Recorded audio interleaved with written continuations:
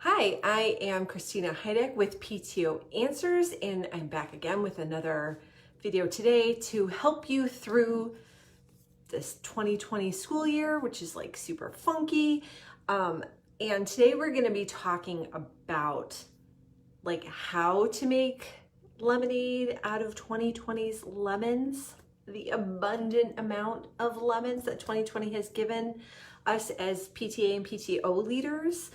And so today we're going to be talking about like the specifics, how to make that happen, how some mistakes to avoid, and basically go through like how you need to adapt your normal goal setting and planning as leaders to make it fit for this funky school year. So one resource I do recommend you go ahead and snag. It is absolutely free. All you have to do is give me your email address so I know where to send this fabulous resource to, is the PTO Pandemic Playbook, and you can snag that at ptoanswers.com, PTO-pandemic-playbook, or just probably Google it and I'm sure it'll come up, or I also put the link in the video description. I got smart today and did it ahead of time.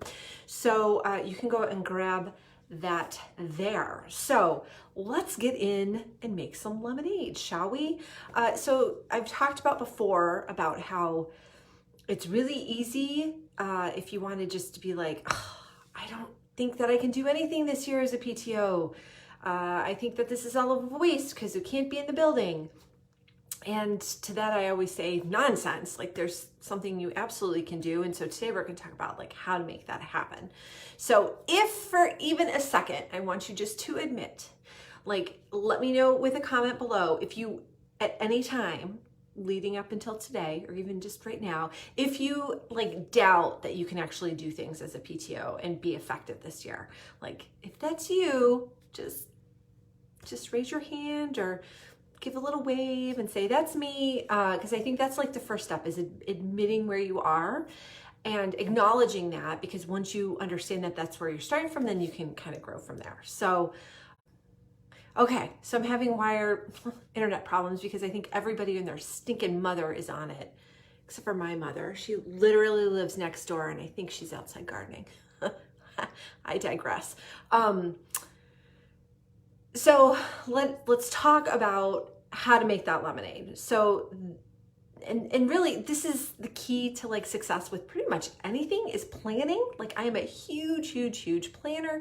As you know, when I am not working on PTA stuff or talking to you guys about PTO stuff here at PTO Answers or inside the PTO Superstar Leader group on Facebook, I'm a professional organizer. So I'm big into systems, I'm big into planning, I'm big into having things that work, like that makes sense. Not just that's like pretty, but like it's got to make sense and it has to function for you.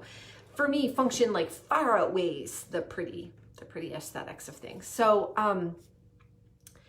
but like this year, in order to know, to kind of like set your goals for everything, you have to know where you're going. So, it would be much like, you know, if you were going to like start going on a road trip, but you don't know exactly where you're going, or maybe you say you want to go to California, but you're not really looking at maps. Like it's going to take you an awful long time to get to California if you're in Cleveland like I am, like if you don't have maps, right? You need to know where you're going. So that's where having your goals and planning comes into play. Same thing with PTAs and PTOs this year. You know that you want to be effective as a leader. You know that you don't want this year just to be written off as like, oh, it was during the pandemic and nobody cares anyway. No, there's a vital role that your PTA and PTO can play this year. And so how do you help define that role?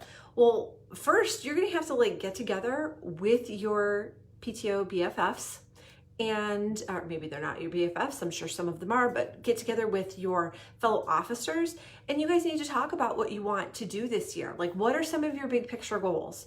So for example, so for all of my units, my PTA units, we give out scholarships to graduating seniors every year. And as we met over the summer for like our planning meeting, or actually a couple weeks ago for some of them, for the first time, to kind of set out what we wanted to do, we all agreed like giving senior scholarships, that is a priority. That is important. It needs to happen this year. So with that in mind, we're like, okay, so what do we need to do in order to make that happen? So you really need to look at what you've done in the past and see what you still want to carry, like what you want to have happen this year. Some things like are going to be able to go to the wayside. Like my PTA units have participated in Reflections, the Reflections Art Program, for years.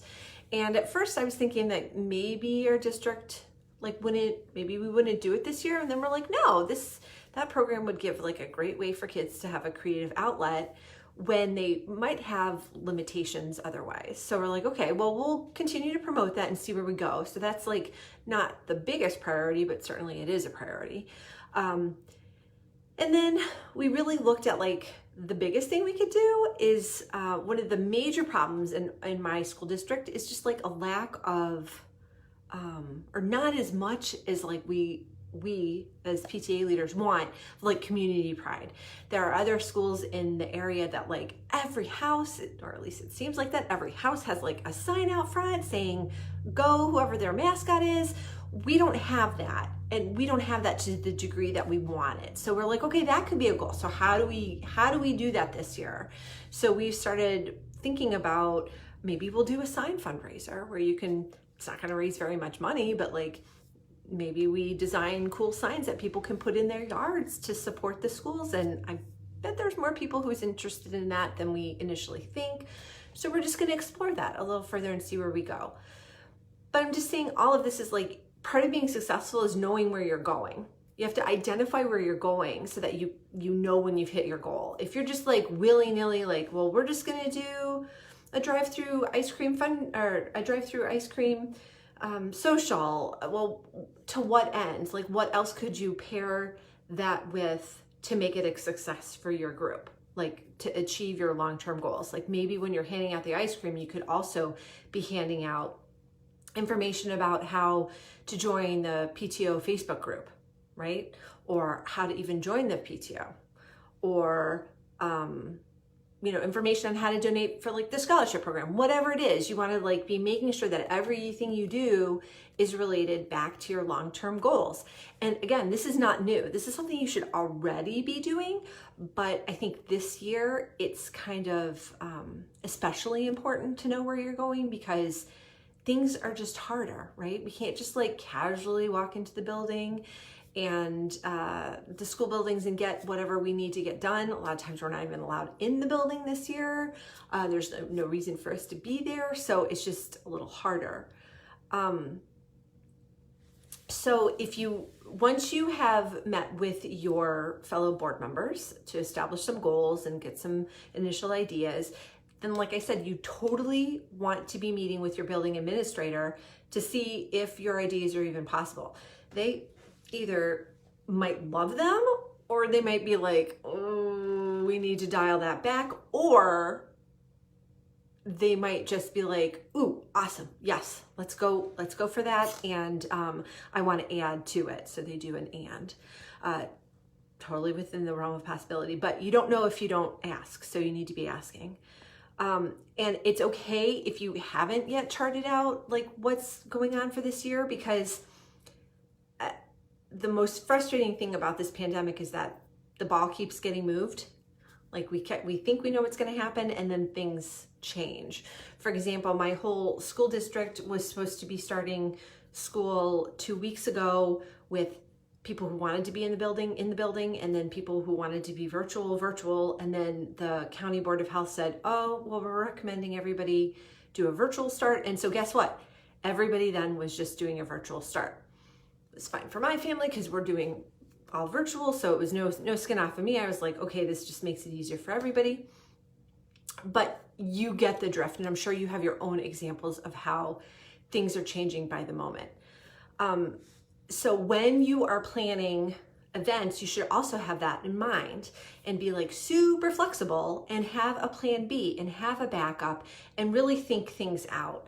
And it just, I think this year also another important aspect to the whole planning and goal setting is also communication. Because you need to know, you need to have like a good handle on how you're communicating with not only your students and families, but also the building administrators. Like have everything locked up, because I've even seen in my own experiences, like here locally, where PTA thinks that we need to help with something, and then it turns out, oh, the administration has it covered. And I'm like, okay, left hand wasn't talking to right hand. So take a little extra time to talk about those things. So to sum up, this year can be a great success. You just have to set some goals and plot out a plan to meet those goals. And that's basically it. I forget what else I was going to say. Tomorrow, we are going to be talking about tools to make all of this jazz easier. So I'm really excited about that video to share those ideas with you, because I think it's going to be helpful. And again, these are tools that you can use anytime, but are especially helpful right about now. So with that, I am going to take off and maybe go and search for a couple more tools to share with you tomorrow. So look for that video tomorrow. Join me again live here on Facebook at 1 p.m. Eastern on Thursday, tomorrow. So until then, you take care. Hope everyone is safe, healthy, and happy, and I will see you then. Okay, bye-bye.